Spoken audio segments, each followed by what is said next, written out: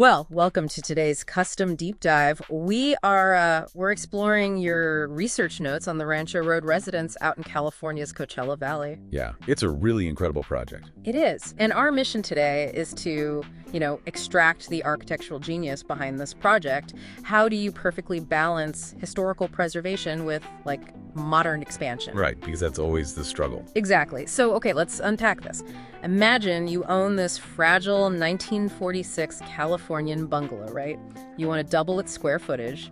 But if you gut the inside, you just destroy the historic soul that made you buy it in the first place. How do you solve that? Yeah, it's basically the ultimate architectural tightrope walk. I mean, in historical preservation, those common failures is gutting the original structure so you can force some open concept layout into it. Right, and then you just ruin it. Exactly. You end up compromising the exact character you set out to save.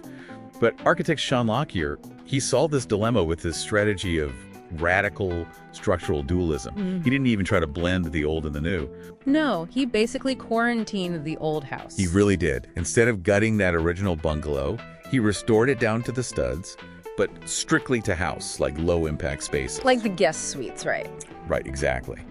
And then he built a completely separate, highly engineered contemporary wing, about 1,700 square feet, just for the heavy-duty areas. So the professional kitchen, the primary bedroom, all that stuff. Yep. All the heavy lifting goes in the new wing. It's kind of like upgrading a vintage car. Like, instead of forcing that fragile old chassis to carry this massive modern semi-truck engine, they just built a brand new high-performance chassis right next door. That is a great way to look at it. Right. And what's fascinating here is how those two distinct buildings actually connect.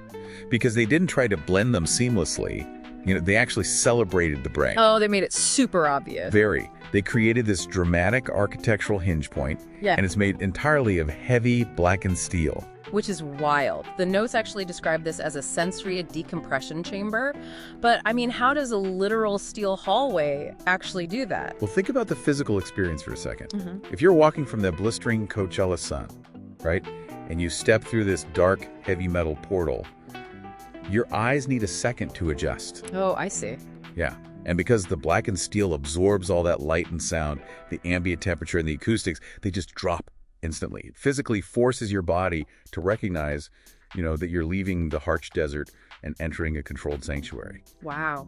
And right at that threshold, there's this monumental floor-to-ceiling vertical window. Like, it shoots up past the roof lines of both wings. Right. Lockyer actually describes it as a blip on a heart rate monitor. Oh. It's this visual node where the past and present physically collide. That is so cool. It is. And that physical and sensory reset perfectly prepares you for an interior that completely defies expectations.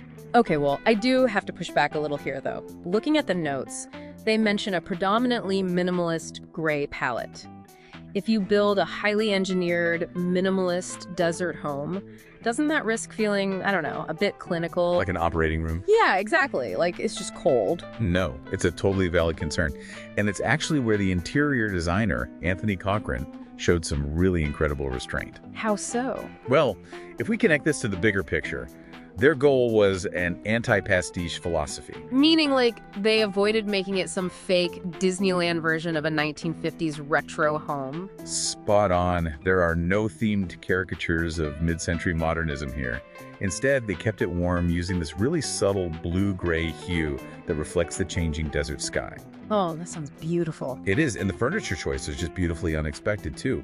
You have this formal 17th century Dutch portrait hanging literally right next to 1970s Castelli armchairs. Wow, so that curated juxtaposition, it kind of prioritizes texture over strict historical roles. Plus, keeping the interior visually quiet directs all of your attention outward, especially with those massive glass walls. Oh, those walls are incredible. Yeah, the notes say they actually slide completely out of sight into hidden cavities, like pocket walls. So there are 0 corner columns blocking your view. Right, so the focus is pulled entirely to the landscape.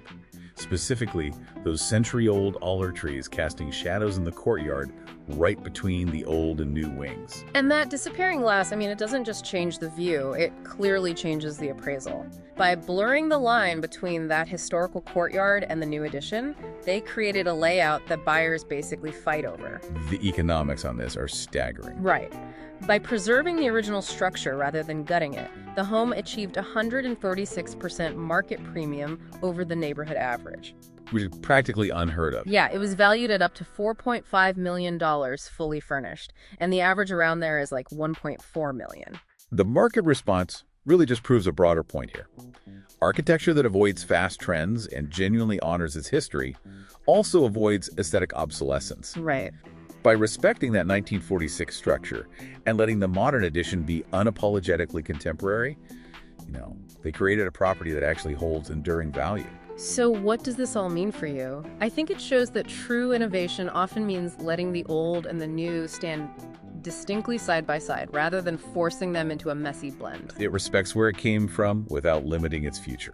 It really is the perfect structural balance. It really is. Which leaves us with a final thought for you to mull over today. If this kind of structural isolation creates such high performance and enduring value in architecture, how might this exact same philosophy apply to updating legacy software systems or even restructuring a business?